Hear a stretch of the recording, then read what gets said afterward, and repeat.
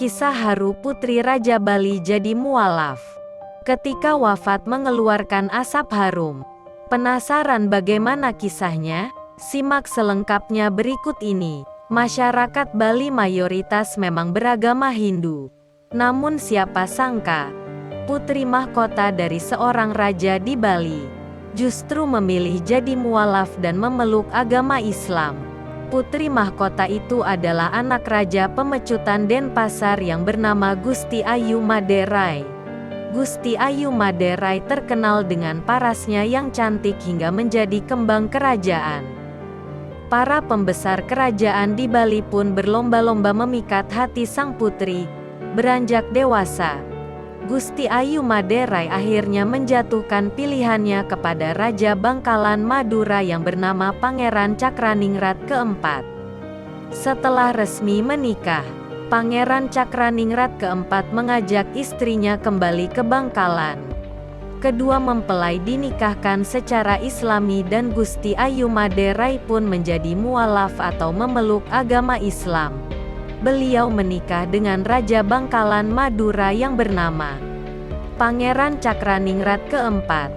Kata Pak Mangku, nama beliau pun berubah menjadi Raden Ayu Siti Khotijah. Raden Ayu sangat rajin menjalankan ibadah, terutama sholat 5 waktu. Kala itu Raden Ayu menikah pada umur 27 tahun. Sementara Pangeran Cakraningrat keempat berumur lebih dari 55 tahun. Pasalnya, Raden Ayu merupakan istri keempat Pangeran Cakraningrat keempat.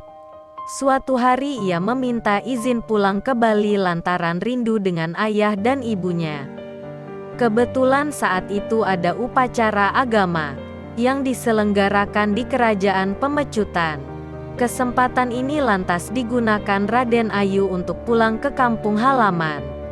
Mengerti perasaan sang istri, Pangeran Cakraningrat keempat akhirnya memberikan izin, doa, serta 20 orang pengawal pria dan 20 dayang-dayang perempuan. Berangkatlah mereka dari Bangkalan menuju Denpasar, Bali. Sesampainya di Istana Pemecutan, Raden Ayu tidur di istana. Sementara pengawal dan dayang-dayangnya tidur di taman kerajaan. Resmi memeluk agama Islam, Raden Ayu pun menunaikan sholat maghrib di Merajan Istana, tempat suci umat Hindu. Saat itu semua warga kerajaan tidak ada yang mengetahui cara ibadah umat Islam. Mereka pun menduga Raden Ayu sedang mengeluarkan ilmu hitam. Patih kerajaan melaporkan hal itu kepada Raja Pemecutan. Raja yang juga ayahnya marah dan memerintahkan Raden Ayu dibunuh. Tidak lama kemudian, Patih mengajak Raden Ayu Siti Khotijah ke depan pura Kepuh Kembar. Raden Ayu memiliki firasat jika dirinya akan dibunuh. Ia pun meninggalkan pesan dan menjelaskan bahwa kala itu sedang beribadah menurut agama Islam.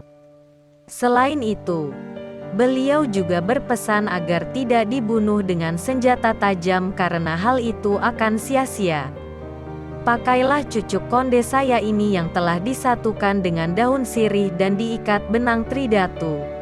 Benang 3 warna yakni putih, merah, dan hitam.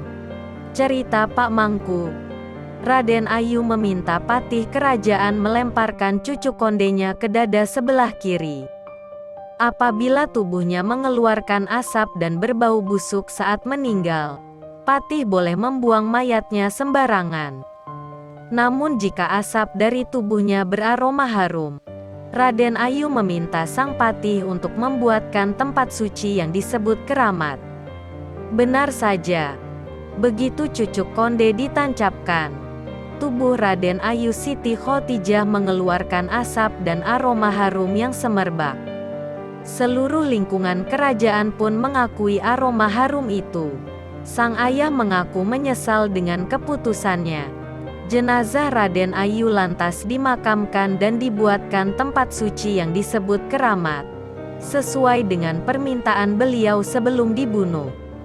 Begitu jasad Raden Ayu Siti Khotijah dikebumikan, tumbuhlah sebatang pohon setinggi 50 cm di tengah makam beliau. Dicabuti sampai 3 kali pohon itu kerap tumbuh kembali.